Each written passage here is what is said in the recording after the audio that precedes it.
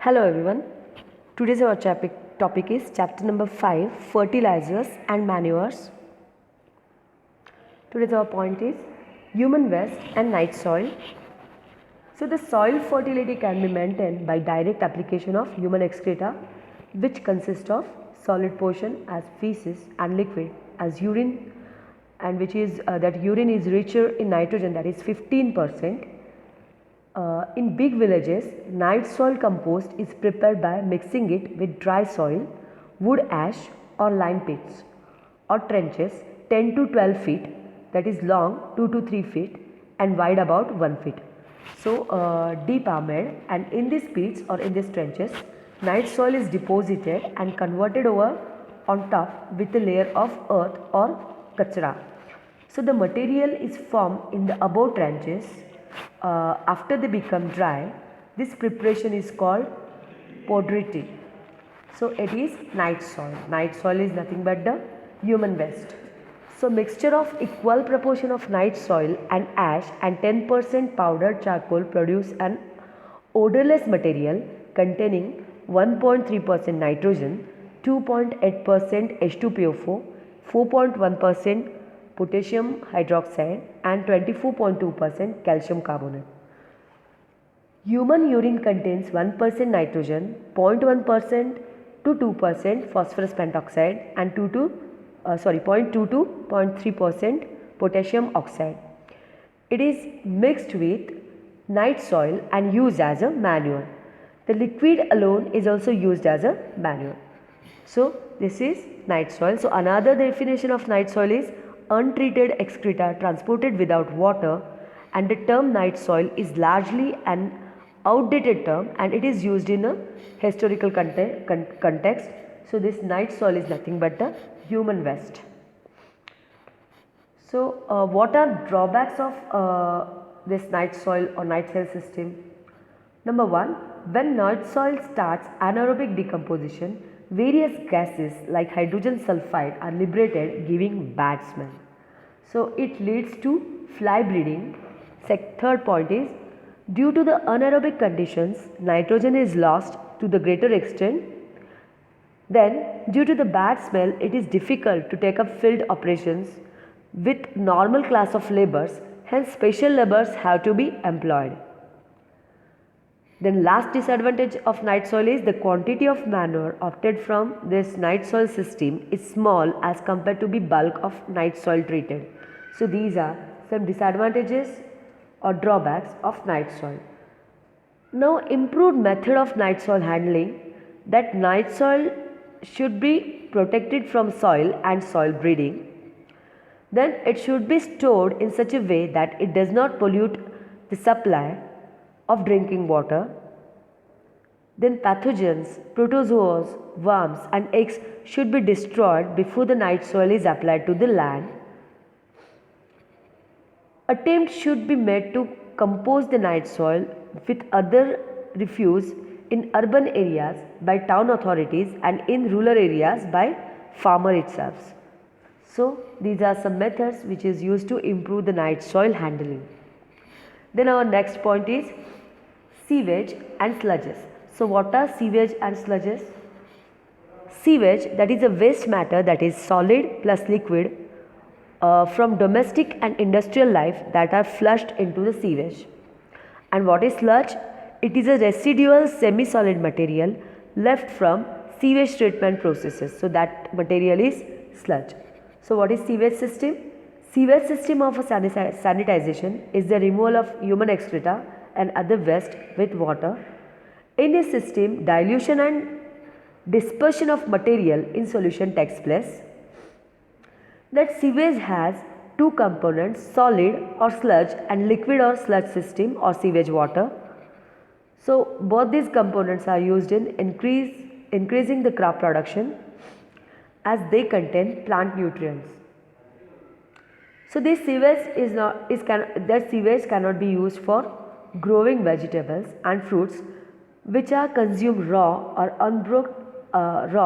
uncooked because they are contaminated with bacteria and hazardous to the health. The next one is This sewage or the sewage material contains nitrogen, carbon to nitrogen ratio, that is 10 or 12, and average composition of sewage is as 6 to 10% nitrogen, 3 to 4% phosphorus pentoxide, and 3.5 to approximately 4% of potassium oxide. Then next is sludge. So solid portion or sludge is separated out and treated before being used as a manure. For this purpose, it is allowed to stand in an aseptic tank to relieve it of the heavier portion of the solid matter and to undergo fermentation and oxidation of the organic matter in French sewage. As a result, carbon to nitrogen ratio of sludge is reduced and it is called activated sludge. So various types of sludges produced by the different methods of sewage treatment. So here it is types of sludges. There are types of sludges. In this picture we can see the sludge formation in these tanks, or there are different types of sludges. First one is a settled sludge, which is settled down on the ground. Next is digested sludge, then activated sludge, then digested and activated sludge, then chemically precipitated sludge. So in this picture we can see sludge or sludge tanks.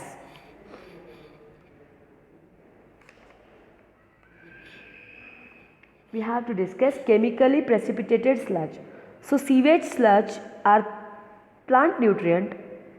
On an average, sewage of Indian cities contain 50 ppm of nitrogen, 15 ppm of phosphorus and 30 ppm of potassium. And sludge contains 1.5 to 3.5% of nitrogen, 0.75 to 4% of phosphorus and 0.3 to 0.6% of potassium. They are rich in nitrogen and phosphorus. They are good source of micronutrients such as boron, manganese, copper, zinc and iron. So what is sewage irrigation and its uses? The treatment effluent of water left after the removal of sludge is used for irrigation process, and this is known as sewage irrigation. The effluent is rich in nitrogen, phosphorus and potassium, and the effluent from the settling tank, in this picture we can see that tank. So the effluent from that settling tank with only anaerobic fermentation treatment still carries a large amount of objectionable colloidal matter. So that is sludge. On aerobic oxidation, it becomes clear, odorless liquid rich in nitrates, free from pathogenic bacteria.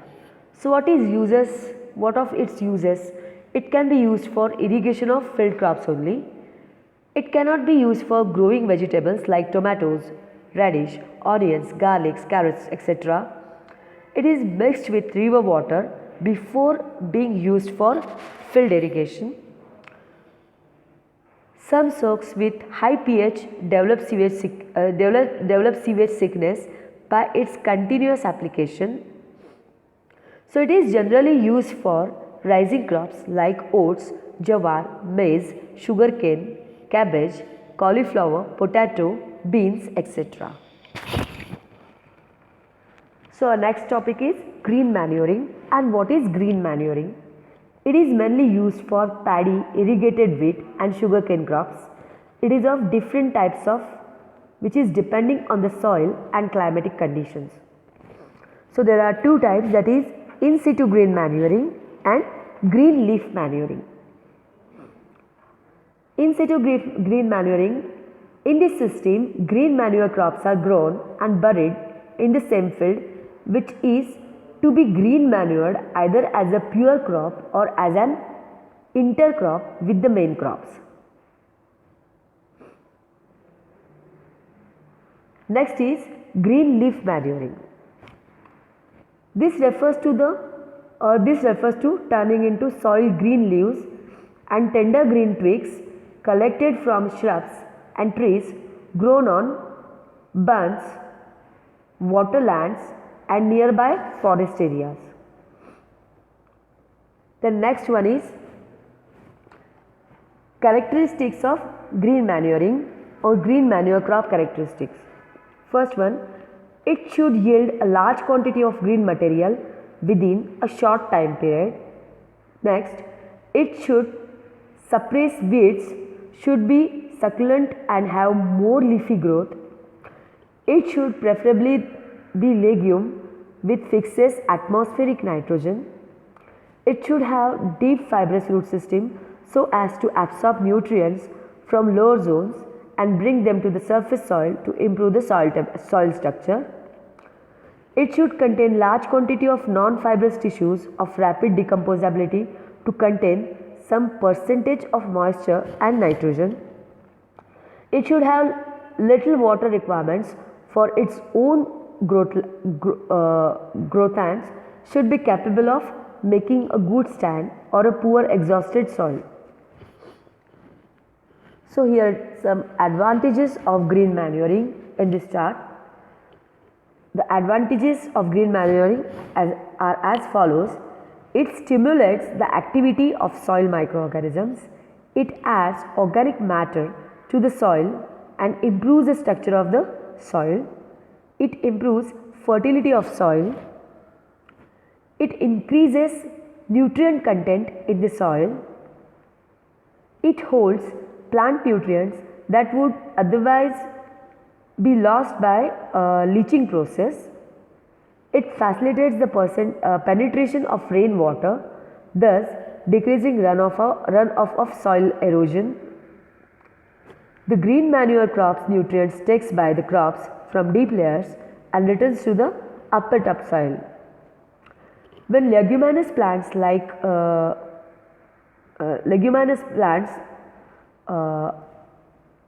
are used as a green manure crops, they add nitrogen to soil for the succeeding crops. It increases the availability of certain plant nutrients like phosphorus in the form of phosphorus pentoxide, calcium, potassium, magnesium and iron. Here are some disadvantages of that green manuring.